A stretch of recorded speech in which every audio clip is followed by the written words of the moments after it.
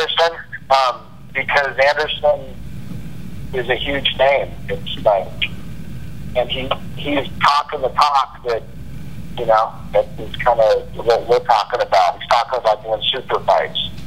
He's talking about fighting outside of his weight. Like he's talking about the things that Nick's been talking about, that Nick did when he was in Strike Force, that Nick is into. That's why, and he's, you know, exciting and he's a great fighter. And you know, he's talking about catch weights. He's talking about fighting in fights that the people want to see, instead of being limited to fighting in, you know, this is your weight class. Okay, this is the #1 contender. This guy did this. This guy did that. You know, we're not interested. People are thinking, oh, why is Nick going to fight this guy? Why does he get a shot at the title? It's not about the title. We don't want a title. If he'd be at 185, and we don't want the title. Nick, you know, isn't trying to be disrespectful to the great middleweight out there. Our camp doesn't want that. There's a lot of great middleweights that are in front of the line to title shot. This is about fighting and you know, a super fight. So why now? Why now? It's been always, you know, we were kind of hoping it was going to be the last one, you know, with the whole dogfight thing, with the Carlos Condit thing. But the thing is obviously we want the GSP fight. There's no question about it. GSP says he wants Nick. No one cares about GSP and Condit, really. I don't want to say no one. I mean, they're very talented, but it's not a super fight. And Anderson Silva was sitting ringside at the Condit Diaz fight. Right after the fight,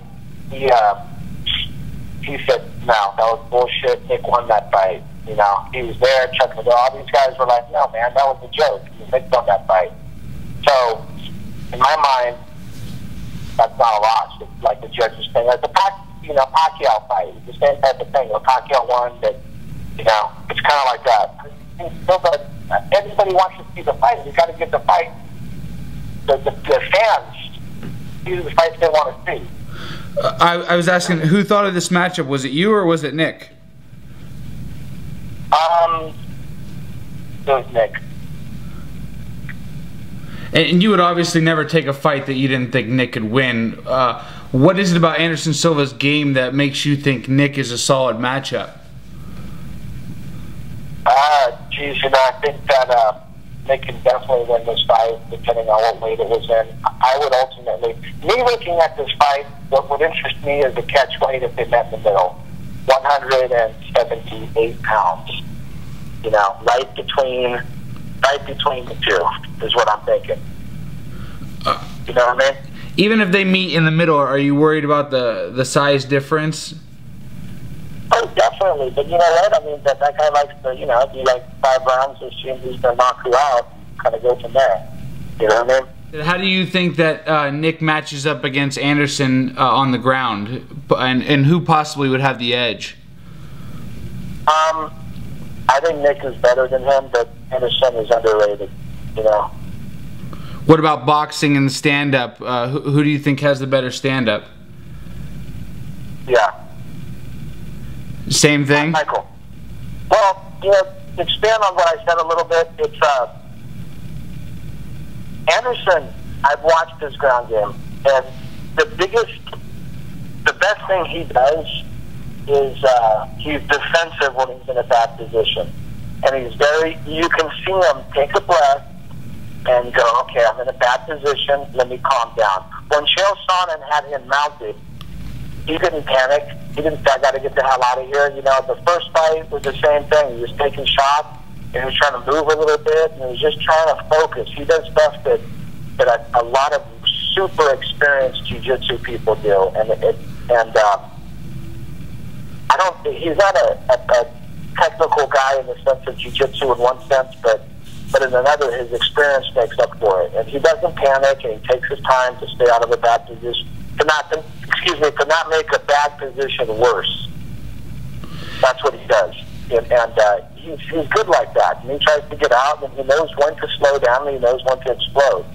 And there were some guys back in the day that used to do that. I remember, I think, one of the first guys that ever did that, you know, back in the day in the UFC was Frank Shamrock. He'd get in bad positions in a lot of fights outside the UFC, whatever, and he wouldn't panic. You know, with Nick, when he fought Nick Diaz, Nick had him mounted. He didn't panic. You know, and Anderson Silva has that quality about him. And he knows when to turn it on, and he knows when to play the defense. So that's his game. Now, as pure jiu-jitsu goes, who's the better jiu-jitsu person? I think Nick Diaz is better on the ground than Anderson Silva. Is this pretty much the only fight outside, the winner of GSP and Condit that Nick is interested in? You know, pretty much not the interest. I think those are the fights that really motivate a guy like Nick. I think that big fight. You know, these guys have been in the game for so long, they've had big fights. And you look at guys like Vitor Belfort, you look at guys like BJ Penn, for example, it's the same thing. If you look at BJ Penn's record, it's not the greatest at welterweight. I know he won that title. He had that one match at welterweight. He beat Hughes.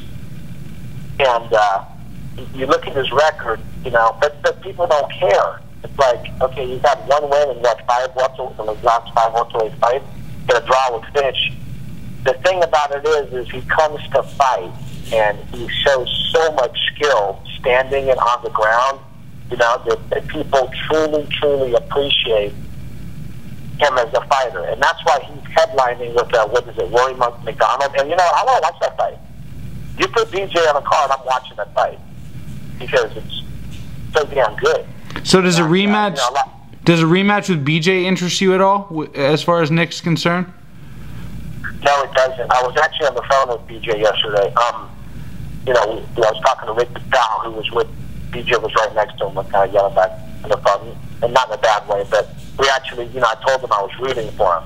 And he said, "What's up? You know, how you doing?" Blah, blah. And I said, "Hey, man, we're rooting for you," and everything. So,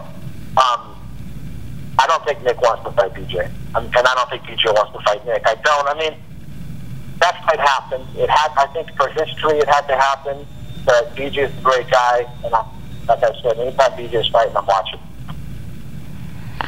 Cesar, is there anything else you want to let us know before we let you go? Just that, you know, Nick is back. I'm really excited about it.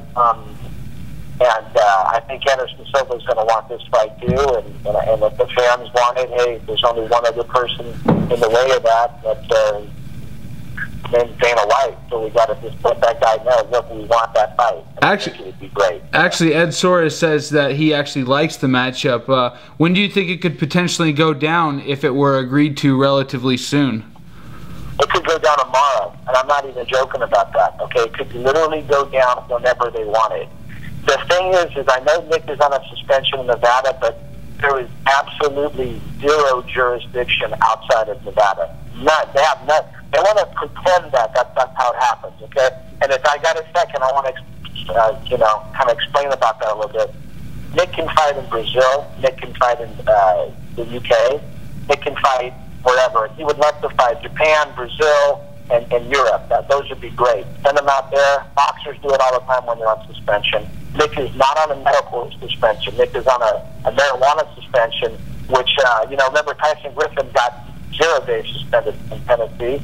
Diego Sanchez got 3 months suspension, but here's Nevada trying to jack Nick up because they don't like the guy and giving him a year and trying to explain they don't want him to fight anywhere. And the only way that's going to happen is if Dana White enters into collusion with Nevada State Athletic Commission and goes, okay, yeah, Nick can't fight anywhere. But in law, they have 0 law to stand on from keeping him fighting, and you know, that's how I look at it. Nick has a contract with the UFC. They need to let him fight. Okay, he doesn't have a contract with the NSAC. He has a contract with the UFC, and so he could fight in Brazil. We would love to fight in Brazil or Europe. I think that would be the 2 best places to put a fight of this magnitude.